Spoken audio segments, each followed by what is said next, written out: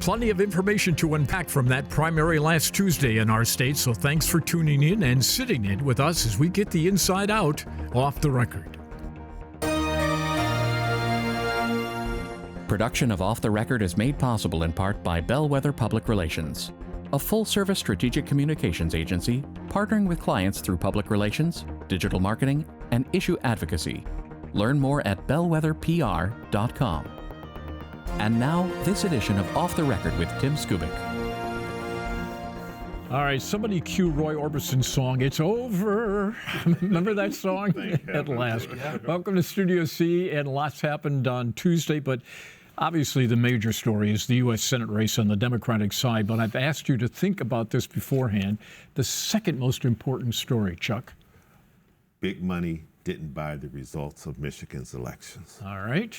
I'm going to go with hometown heroes. The 13th congressional district, Donovan McKinney, kind of a hometown guy, bouncing off Sri Tanadar, who moved into that district later in life. And also here in the 7th district, we had Will Lawrence sort of be a surprise topping a list of candidates here.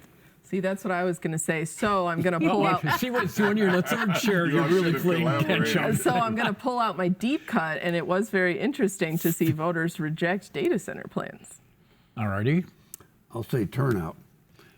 Nearly 1.3 million Democrats turned out, like 3 times as much as have turned out in the last 2 cycles, 22 and 24. Republican down, so nearly 600,000 more voters in the Democratic primary than in the Republican primary. All right, there goes mine. All right, so now here's my follow-up. Thank you, William. I appreciate it so much. And what am I going to say? Mike Cox, 13%. Yeah.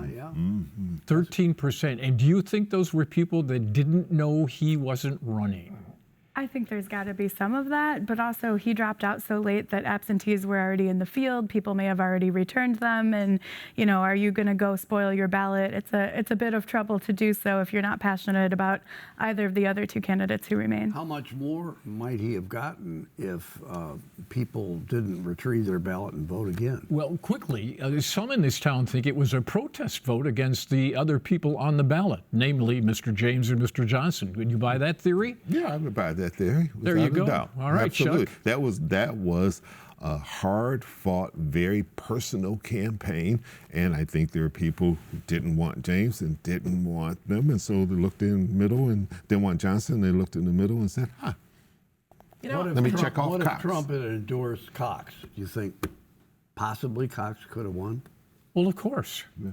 Well, I do think it's interesting that that wasn't the only race where there was a significant chunk of people who voted for someone who technically wasn't running anymore. We saw in he dropped out way early in July, right? Yeah, and then in Tell the people who it is. Oh yeah, so in Kristen McDonald-Rivette's seat on the Republican primary, Amir Hassan was the Trump-endorsed candidate, and then his rival, who had dropped out after Trump weighed in on the race, ended up winning the primary, which no one was expecting, but now he's back in. Was anybody surprised by the number of votes that Mallory McMorrow got? I was surprised. She got 4%. Look at Mallory McMorrow determined that election, boys and girls. Did she not? I think she got out specifically not to be a determinant of that election. I mean, if you split those votes, it had a different outcome. The margin is 25, 30,000 votes, and she got, I think, 60,000. So I mean, it's certainly I'm not going to say it's the determinative factor, but it was a factor. All right, so now we're in the story. So let's go there. Okay, Chuck, what surprised you of that U.S. Senate race? I wasn't terribly surprised. I had been listening to people, and I told someone that morning of the election in the newsroom, I said, there's going to be a surprise in this race, and I said, I think it's going to be El Sayed. He ran a very good race. He got in early. His message was focused. He didn't get sidebarred into some of the more theatrical type of branding that the other side was making on him. He had the best commercials of everybody, in my opinion, and he took the fight to his opponent, and he won. Close, but he didn't get sidetracked by the fact that so much money was spent against him. Did anybody think it would be this close, though? Look, I thought it was going to be close. How far the polls were off going into the election. Well, they may have been accurate the week before. Not a week before. Listen, for the last 10 days, you had a whole bunch of polls. 8 polls came out. Leads for El Sayed anywhere between 10%, 17%, and it ended up being a cliffhanger of 1%. So there was huge disappointment in pollsters and polling on this election. And this is a real generational battle. You know, I saw young people very excited about El Sayed and felt like we got to get out. And these are people that probably weren't loyal voters, you know, been voting every year, no matter what. They can't compete with senior citizens on showing up at the polls. But they came in with passion, and the issues in this race have excited them and got them to the polls. And as Bill said, I think that's why you saw that high Democratic voter turnout. Yeah, I think that was those polls that were coming out right before the election. I was always a little skeptical that El Sayed was going to pull away with double digits. I don't think, based on what we were hearing coming out of Detroit, I don't think that was ever a reality. Haley Stevens really did what she needed to do in Detroit, but she didn't do what she needed to do in Oakland County, which was run away with Oakland County as well. And we saw in Oakland County that generational split, especially, really had an impact. Like, she was like a little ahead there, but you know, El Sayed made a lot of inroads in a place where, you know, she represented. She should have been able to do more.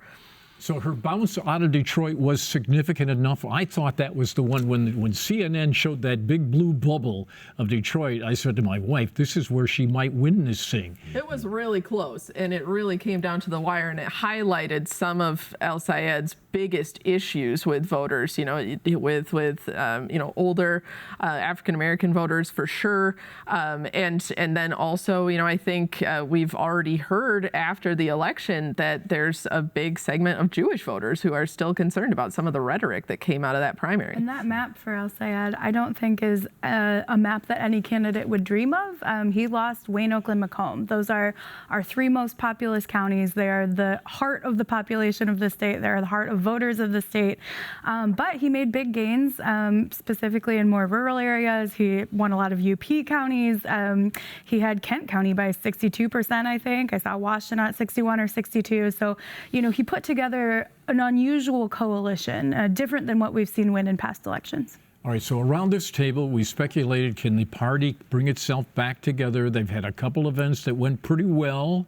Okay, you were shaking your head. You're not a believer yet? Oh, I don't know if it's that I'm not a believer. I think that they're really going to make a strong push for this. And we're also seeing among the national trends, this is likely going to be a very good year for Democrats nationally.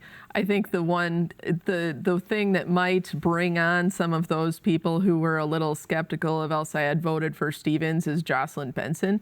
I have a hard time seeing a ton of people break for Benson and Rogers, but the issue is that maybe people skip the Senate race. Maybe people don't turn out because their candidate didn't win. I think that is still an open question. And it is so interesting that our top of ticket is going to have Benson, who's more of a moderate establishment Democrat, has really worked her way up through every rank you'd think to work yourself up through, and Abdul Sayed, who's this progressive firebrand outsider, first elected office that he could win. And, you know, I just think that it's a real contrast. Voters could very well elect both those people, and I don't know what that tells us about the future of the Democratic Party. Do the two of them campaign together?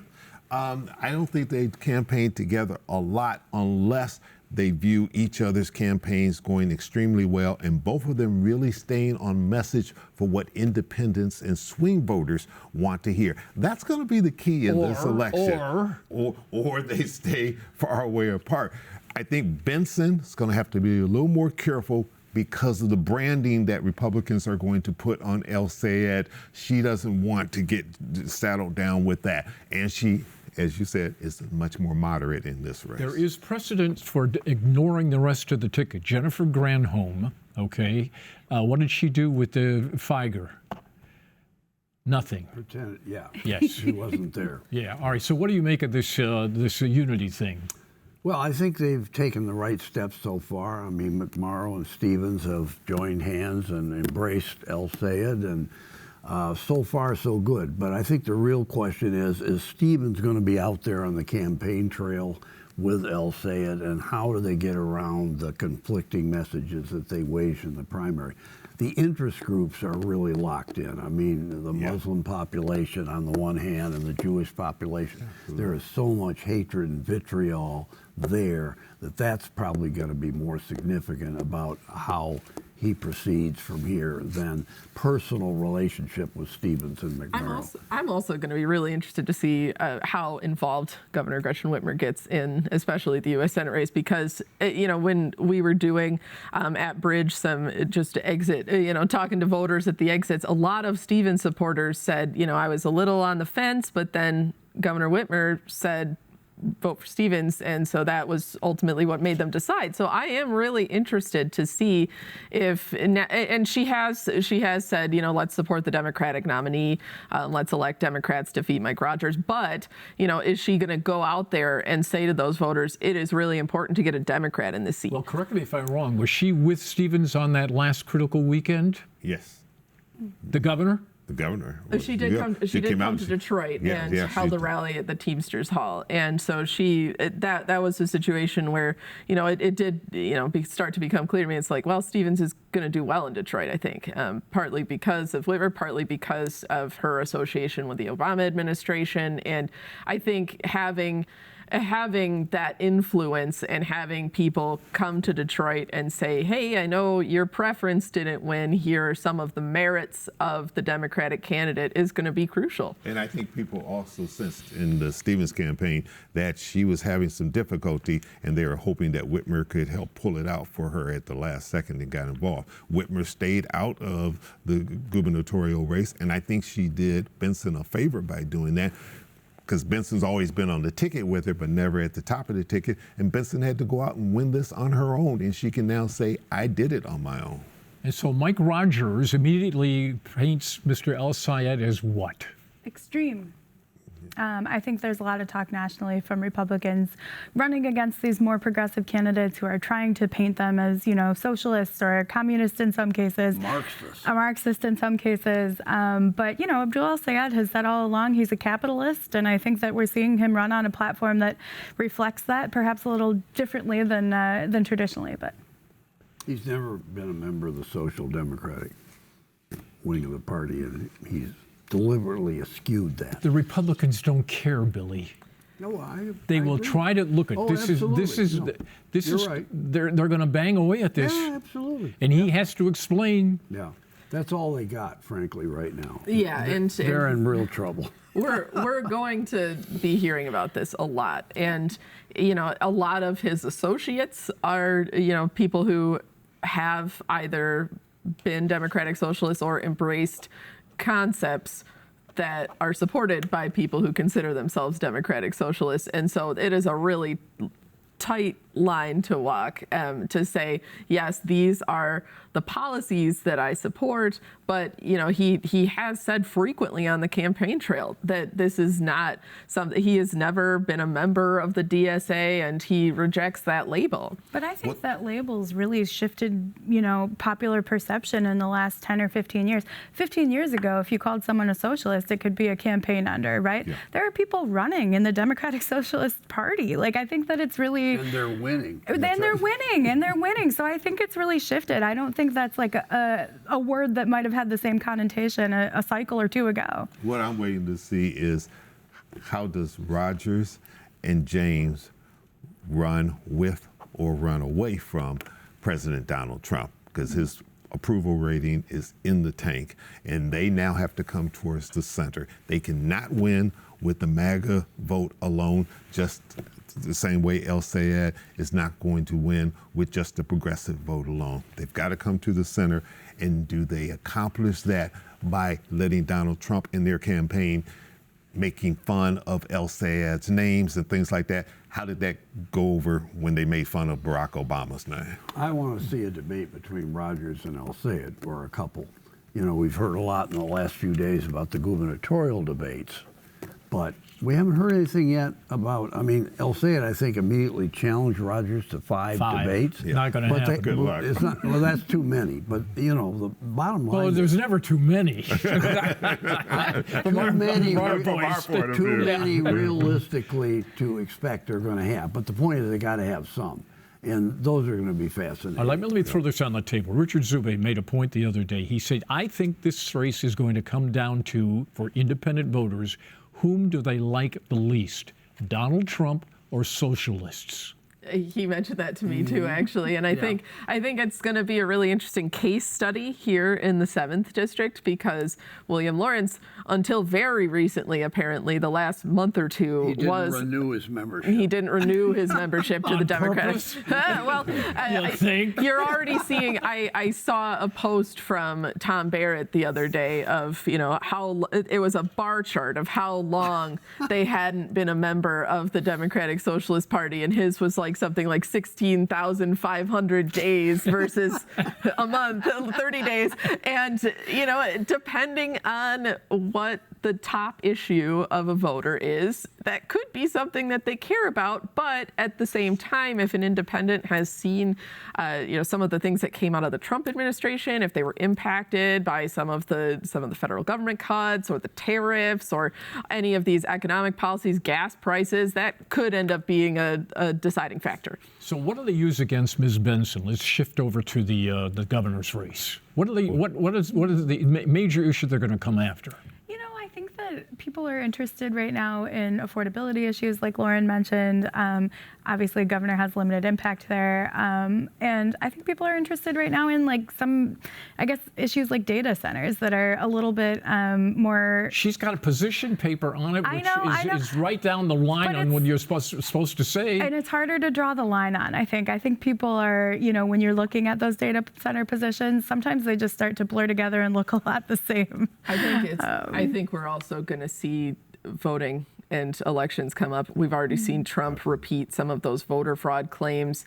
Benson was at the center of that in 2020, and she's defended her record, and we're already seeing that narrative come up again. And so she might have to once again defend her actions to voters. I am not sure exactly how much voters care about that at this stage, but Republicans are trying to make them care. Well, will Mr. James try to paint some of the decisions made by Gretchen Whitmer and transfer over to Ms. Benson? I think Benson's already. I don't think that's necessarily going to work. And the fact but he sort of said that in the speech. Did I not hear that correctly? No, I think you did. Okay. They're going to have a tough time laying things on her that they can really get her at. They're going to try the Southern Leadership Conference thing. They're going to go election integrity. You're going to hear a lot about that. But the point is, what's going to stick? And so far, I don't think they've hit on anything that really is going to stick with her. Data centers, I mean, John James does not have the greatest track record on data centers, What do they do to Benson? I think Bill's hit the nail on the head. I think they're going to have a difficult time, and I think they're trying to figure it out right now. What can we use against her that sticks? This is someone that has been in office for 8 years. So yes, you say she has a track record. There's plenty. I'm sure they're digging through everything she did over the last 8 years to try to find something. But this is also a governor that has a high approval rating right now. And so therefore, everybody in her administration is benefiting from this. And people right now are not upset with Governor Whitmer and her administration and her trifecta. They're going to work at it, but I think it's going to be tougher than they think. Well, it'll be interesting to see if down the road, Ms. Benson will have to put a little distance between herself and this governor if they continue down that path, which is a tight wire to walk. I mean, she can say, look, I wasn't in the legislature. I wasn't forming any of these policies. And there's some things that the governor did that I liked. And frankly, there's some that I didn't like. And I'm going to be my own person here. I'm going to use this as a guidepost. But you can't blame me for her alleged sins, will be the line. Yes or no? Yes, but don't get Gretchen Whitmer mad at you and have her say something in public that's disparaging if you're Jocelyn Benson. She's got to be careful of that. We've seen a little bit of that. Jocelyn Benson did tweet after Whitmer vetoed the 9 bills that definitely angered some labor allies, and it sounded like Jocelyn Benson would have handled that differently. I would also say that Whitmer's taken some actions that are making her less popular among her base in recent months, I would say. I think the data center support, the 9 bills certainly, and a couple of other things that have kind of made people question. Line 5. Line 5, correct. I don't think Whitmer has the exact pull she had with her base even a few months ago. And one thing that James has working on his side is, let's face it, we've all been around here long enough to know the history is sort of on his side. Michigan, purple state, it likes to flip back and forth between Democrats and Republicans. They're going to get out there and say, you've had 8 years of this trifecta. It's time to put Republicans back in charge of this state to make them fiscally responsible and all the other things that they're going to tout. And if you look at the history, it works for them potentially. Now, history doesn't vote, people vote, but that's certainly something that if you look at it, it's going to work for them. I predict that's not going to happen this year. Well, the streak will end. Well, streak will end. Well, it may very well, because it's been a long time. What, 61? 61. Yeah, John 61 was Swainson, last George time Romney. when Soapy handed it off to Swenson. I would be really interested to see if environmental issues come up in the general election. So far in the primary cycle, we just haven't heard anything about it. It's been mostly affordability, affordability, affordability. But then we are seeing that those concerns start to creep up because of data centers, because of the Line 5 actions that have been taken recently. So that is potentially an issue where Benson could differentiate herself if she chose to. So you guys think this race will be decided on issues? Yeah, I mean, I think that... Talk to Mike Cox.